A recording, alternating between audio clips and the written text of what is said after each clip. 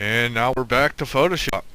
So we'll just continually, edit and go from there. But now you can see I'm bringing in the normal map here, and this is to add a little bit of effect into the texture.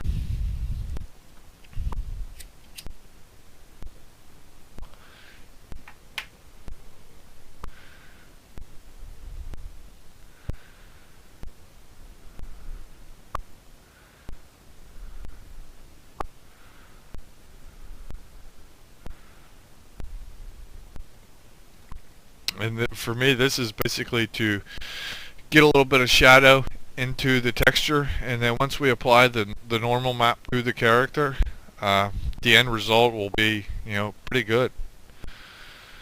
And so I'm just going to go ahead and highlight around that part of the normal map and invert the selection and delete off the rest of it, the stuff that isn't being used, so that it doesn't affect the like the sweater there or the pocket.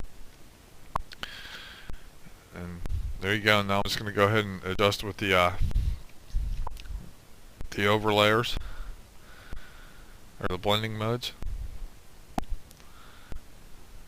But as you can see, there's some errors in the normal map there that are going to cause some issues. So I'll go ahead and adjust some of those, and I'll end up doing a paint effect layer too onto the denim textures.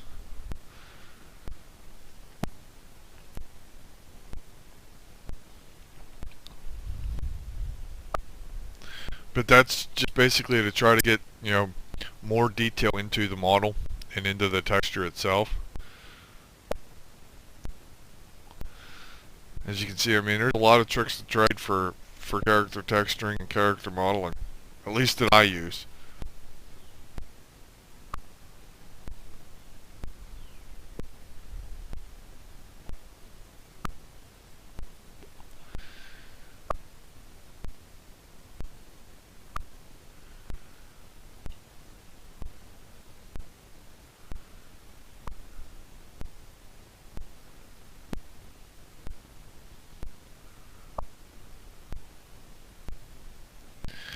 And now as you can see, I'm doing a paint effect layer, and I'm just sampling from the denim texture, not the normal map there.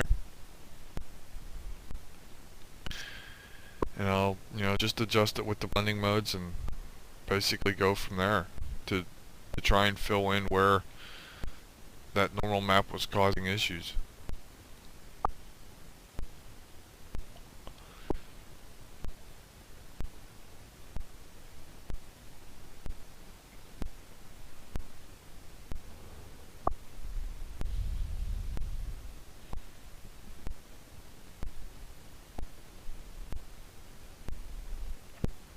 But like I said, I mean, a lot of Photoshop work is just go with it. Try to get stuff to work properly. Try to get it to make it look good, and it's just time. I mean, sure, you can do the texturing, in like 10 minutes, but I mean, is it really going to be that good? Probably not. So it's the more time you put in, the more sort of OCD-ish that you are on the model and on the textures, the better the end result actually going to be. So just put the time in, and you'll get there.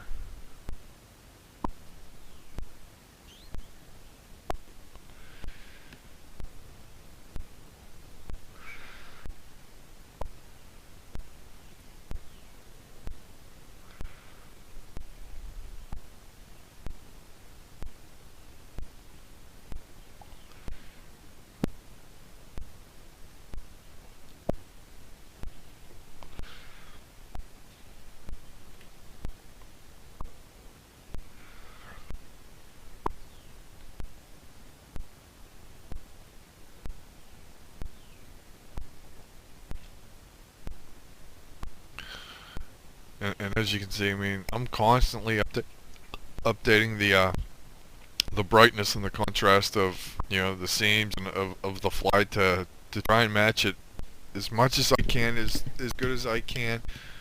But I'm always updating it and always changing it after I do anything.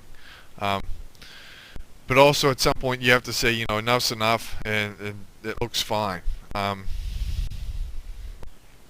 though, I mean, I tend to always, update and try to change and try to fix something. Because if it looks bad to me, then the overall result's bad. So just, you know, when you go to do texture, just take your time and try to make it, as good as you can.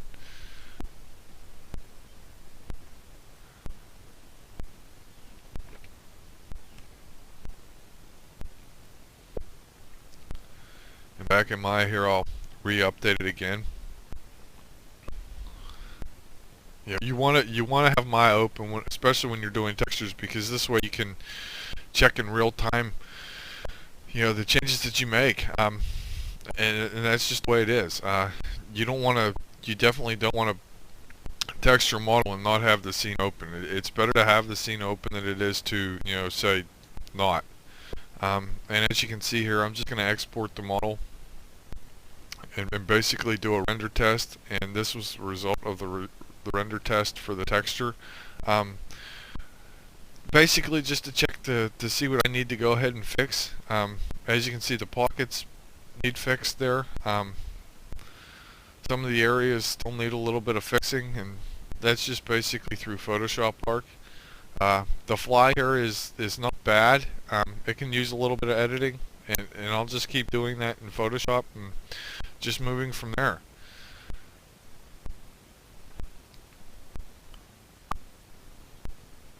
As you can see, the seam there on the right needs a little bit of fixing. On the bottom here probably needs a little bit of fixing. But other than that, I mean, we're looking pretty good.